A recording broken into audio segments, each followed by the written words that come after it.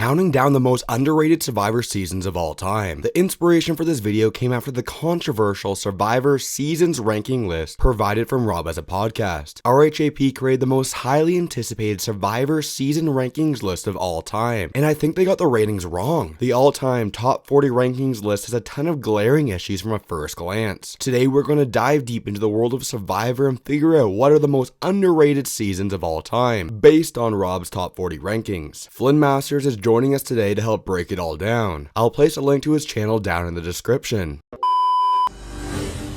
One of the biggest complaints seen amongst casual fans throughout the expansion of Survivor was growing complexity. While the early eras is noted for seeing this through an enhanced level of strategy and big moves, this complexity later transitioned into happening throughout the addition of advantages implemented from production. The Edge of Extinction, which obviously serves as a game mechanic allowing players to re-enter the game after previously being voted out. But unlike Redemption Island and the Outcast twist, this felt like a weird chaotic mess. Oh, and I almost forgot, Survivor Season 38, Survivor Edge of Extinction, is also a captain season, bringing back returning players, but this time with a fresh new dynamic to the captain season formula. Very different styles of play, for very good players, none of them won, because Survivor is unpredictable. With everything to dislike about Captain's season of Survivor and returning mechanics, I will die on the hill that the Edge of Extinction is a good season of Survivor. Yes, you heard me right, it's a perfectly good season, and somehow Rob as a podcast ranked it as the 36th worst season of all time. As a standalone season, I believe the Edge of Extinction is a breath of fresh air and a great addition to the plethora of Survivor seasons. This is because the Edge is, well, damn fun. The Edge of Extinction provides the viewer with the most unique number of experiences. These experiences just aren't possible in a regular season of Survivor. And then we have the finale of the season with the complete utter domination by Chris Underwood. If you take away the rest of the season, this may be one of the greatest finale episodes ever, with one of the greatest finale performances with what Chris was able to accomplish. Once again, coming back to the point that this season is fun. The main argument against the Edge is lack of story and hating returning mechanics. And while I agree the returning mechanics aren't the best, you gotta play with the cards you're dealt, and this is a perfect conclusion to what the theme of the season was all about. Just how far would you go to play Survivor? That is the theme we're going to be exploring this season. This is Survivor,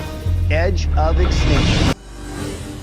The next underrated season of Survivor is a season that is generally viewed in a positive light by the Survivor community, but I don't think it's nearly enough praise for just how amazing and iconic it truly is, and that is Survivor Panama, aka Exile Island. And no, it's not just the craziness of the Kasai Alliance that makes this season great, although they certainly don't hurt the season. You have the legendary Serene narrowly escaping the first two tribal councils of the season. Just imagine how different Survivor history would be had she been an early boot. You have other fun pre-merge moments as well, such as the hilarious Bruce and Bobby drunken bathroom scene, which resulted in a crazy 3-2-1-1 Bobby blindside. You have the first true fond farewell boot in Survivor history, when Lamina voted out Dan at an emotional tribal council. And then of course the post-merge. Sure, the first couple tribals might be a begonging, but don't let that fool you, as seeing the insane Kasai Alliance somehow stick together, despite pretty much hating each other's guts, is so fascinating to watch. Not to mention, you have the intrigue of Terry's super idol, which he could have easily used on the likes of Nick and Austin, leading to much tension at those early merged tribals. Bruce's medevac episode is arguably the funniest episode in Survivor history, and then the final 6 on is must-watch Survivor in terms of gameplay.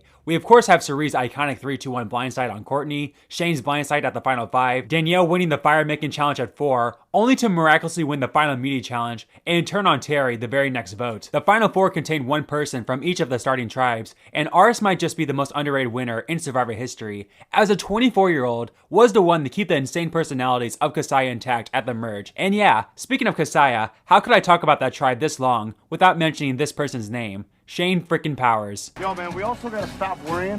This place breeds bad luck. My Shane's thinking seat.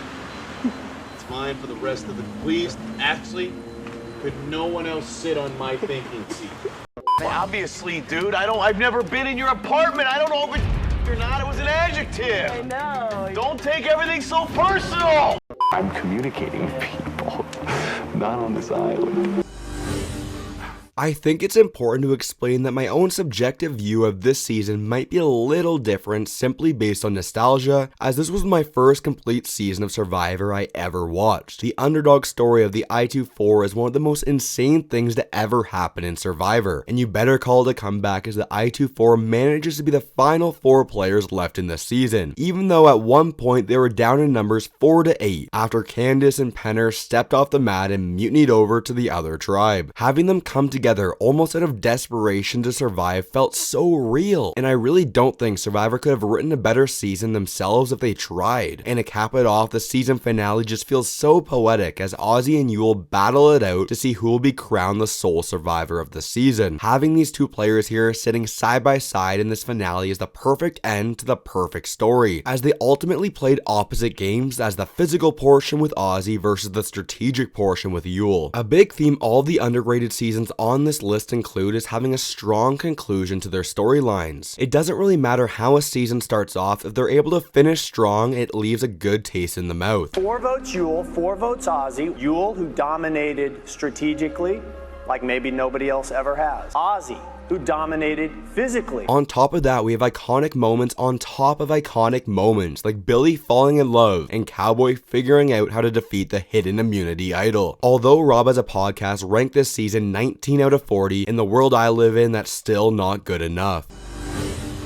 For me, the most underrated season of Survivor is Season 9, Survivor Vanuatu. I mean, seriously, a guy who literally could have gone down as the most laughable first boot in the show's history went on to win this season. That alone is storytelling at its finest, and is what makes a show like Survivor so compelling. But before we talk about Chris's insane endgame, let's touch upon some other great things about Vanuatu. Sure, critics of Vanuatu may say the pre-merge is really what drags this season down, but I've got 2 words for the haters: Rory Freeman. You also have Amy Cusack, the first ever female mafia figure in Survivor history, completely dominating the pre-merge. There's also a couple other fun things about this pre-merge, such as the swing vote Dolly getting taken out due to her lack of decision making, and Mia and Twyla's fights culminating in Mia's blindside. And in my opinion, it's super interesting to see the older and weaker men, literally called the Fat Five, take out the strong guys this pre-merge, when it's usually the exact opposite, especially in old school Survivor. However, all the men were eventually picked off one by one by the women as they entered the merge in the minority, until one man was left standing, and that man was Chris. The final 7 round of Vanuatu is one of the greatest episodes in Survivor history, as the women decided to spare Chris for one more round to get rid of Eliza,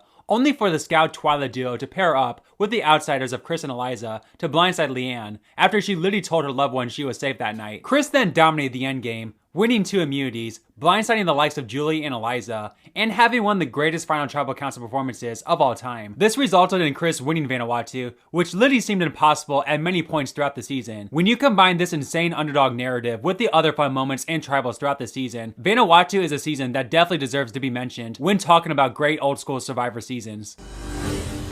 Possibly one of the most mocked Survivor seasons of all time, as you just can't take a season seriously that calls itself Game Changers with a cast of not so game changers. But if you can put that aside for just a moment and enjoy what it is, I promise you there's a lot of fun to be had with this season. In fact, if they just changed the name to Survivor All-Stars 2 or Champions versus Contenders, I believe 99% of the community would feel differently about this season. Rob as a podcast ranked this season 31 out of 40, which hurts me on a personal level as I have Survivor Game Changers in my top 10 greatest seasons of all time.